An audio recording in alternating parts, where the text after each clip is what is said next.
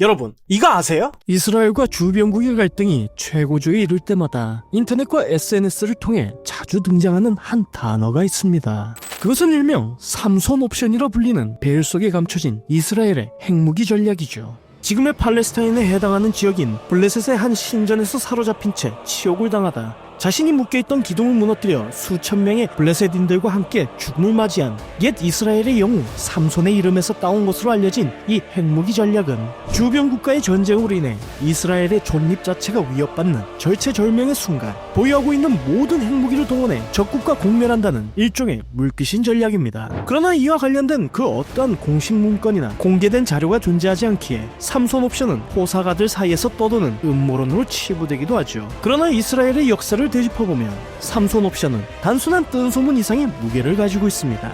건국 초기부터 주변 아랍 국가들에 비해 압도적인 수적 열세에 놓여있던 이스라엘에게 있어 핵무기는 국가의 생존을 보장하는 최후의 보험이자 필연적인 선택이었습니다. 만약 이스라엘을 파괴하려 한다면 상상조차 할 수 없는 대가를 치를 것이라는 공포를 주변국에 각인시키는 것을 최우선 목표로 삼은 이스라엘의 초대 총리 다비드 벤구리온은 1957년 프랑스와 비밀리에 핵개발 협정을 맺고 이스라엘 남부에 위치한 디모나에 플루토늄을 추출하고 숨길 수 있는 지하 6층짜리 대규모 핵처리 시설을 건설하며 핵개발 프로젝트에 착수했죠. 이후 1969년 이스라엘의 골다 메이어 총리가 리처드 닉슨 미국 대통령과의 정상회담에서 이스라엘이 핵실험을 하지 않고 핵보유를 공식 선언하지 않으며 전략적으로 노출시키지 않는다는 조건하에 미국이 이스라엘의 핵개발을 묵인한다는 합의를 얻어내며 이스라엘의 핵무장은 더욱 가속화되었습니다. 그렇게 주변국들을 향한 억제 전력으로 시작된 이스라엘의 핵개발은 1973년 제4차 중동전쟁에서 처음으로 현실적인 위협으로 부상하게 되는데 이집트와 시리아의 기습 공격으로 개전 초 심각한 군사적 위기에 직면한 이스라엘은 패전의 그림자가 짙어지자 골다 메이어 총리의 승인하에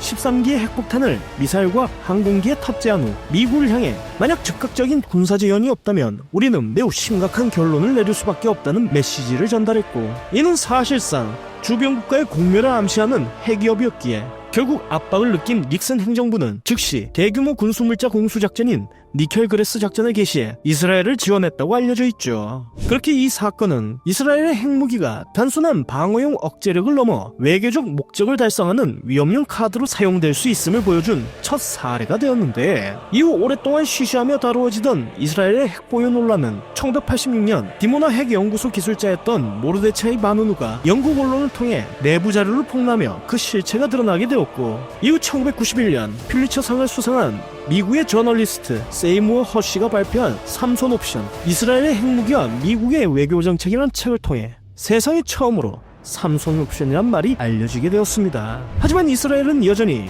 핵무기 보유 여부에 대해 인정도 부인도 하지 않는 아미무트, 즉 모성 정책을 수십 년간 일관되게 유지하고 있죠. 그러나 이러한 공식적인 침묵 뒤에서 미국 과학자 연맹 등 서방의 연구기관들은 이스라엘이 약 90기에 달하는 핵탄두를 보유하고 있으며 이를 다양한 투발 수단을 통해 언제든 발사할 준비가 되어 있다고 분석하고 있습니다. 그렇다면 과연 실제로 삼손 옵션이 발동된다면 어떤 일이 벌어지게 되는 걸까요? 시나리오에 따르면 적의 공격으로 이스라엘의 지휘체계가 붕괴되고 재래식 군사력이 무력화되는 절체절명의 순간 미리 설정된 절차에 따라 육상과 해상 그리고 공중의 3중 핵타격 시스템이 자동으로 가동되어 공격을 주도한 적대국의 수도, 군사지휘부, 핵심 산업시설 및 인구 밀집 지역을 향해 핵무기들이 발사됩니다.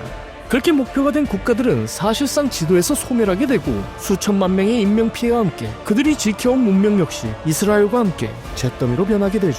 그러나 삼손 옵션이 더욱 무서운 점은 이스라엘이 단순히 적대국뿐만 아니라 자신들의 멸망을 방관한 강대국들까지 보복의 대상으로 삼을 수 있다는 것을 암시하고 있다는 것이죠. 그리고 이런 상호 확증 파괴의 균형이 깨지는 순간 전 세계가 핵전쟁의 소용돌이에 휘말리는 것은 시간 문제라고 할 수 있습니다. 결론적으로 말해 삼손 옵션은 승리를 위한 전략이 아닌 패배를 거부하는 최후의 발악이자 이스라엘을 파괴하려는 모든 적에게 보내는 공멸의 경고라고 할 수 있죠. 인류가 스스로를 파괴할 수 있는 힘을 가진 시대에 삼손 옵션은 그 위험성을 상징하는 가장 처절하고도 섬뜩한 이름으로 남아있습니다. 여러분은 어떻게 생각하시나요? 몰라도 상관없는 지식 몰상식 다음 시간에 좀 더 재미난 이야기로 찾아뵙겠습니다. 감사합니다.